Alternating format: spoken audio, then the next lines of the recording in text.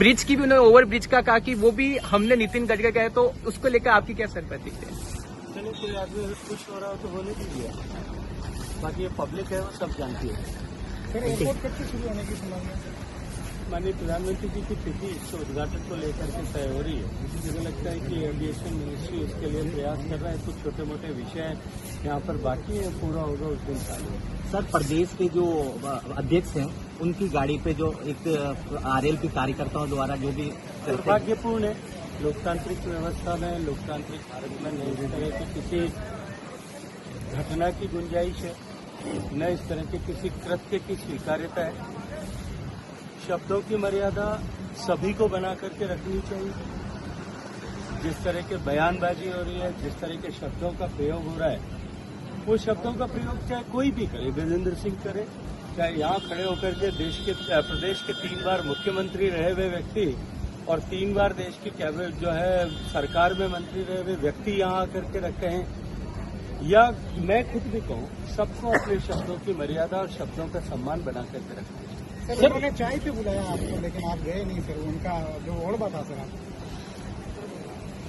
देखिए, जब चाय पे बुलाने की जरूरत थी, जब वो राजस्थान के मुख्यमंत्री थे, राजस्थान को जल जीवन मिशन में सबसे ज्यादा संसाधन दिए गए,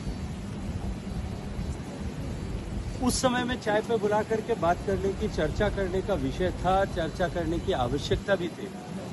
लेकिन तब तिथियों पर तिथियां तय करने के बाद में भी वो निरंतर भागते रहे।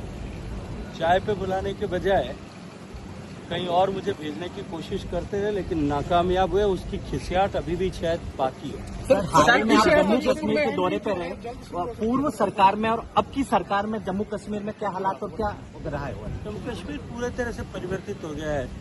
आपने कभी नीम की पत्ती खाई? अगर नीम की पत्ती खाएंगे वो कैसी है, ये आप जो है शब्दों में बयान नहीं कर सकते। इसलिए कश्मीर को बदले हुए रूप को समझना, एक बार वहाँ जाकर के देखिए। कश्मीर पूरी तरह से बदल गया है, टूरिस्ट से अटा हुआ है, कहीं जगह नहीं है।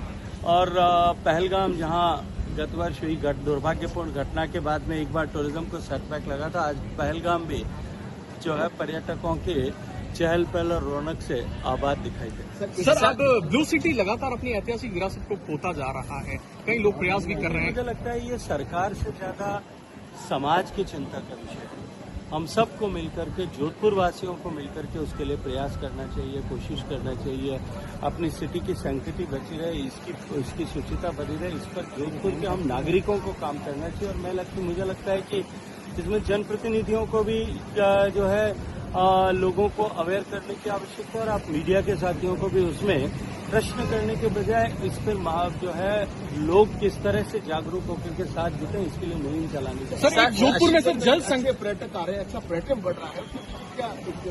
लेकिन जिस तरह से इंफ्रास्ट्रक्चर की ग्रोथ हुई, आप एयरपोर्ट पर देखिए कितने जो है सैलानी जोधपुर में आ रहे हैं। जिस तरह से इंफ्रास्ट्रक्चर की ग्रोथ हुई है, हवाई जहाज की जो है फेरे बढ़े हैं, नई रेल नेटवर्क बढ़ा है, रोड जो नेटवर्क स्ट्रेंथन हुआ है, और भारत की इकोनॉमी जिस तरह से गति के साथ में बढ़ रही है, सब सर, मोदी सरकार के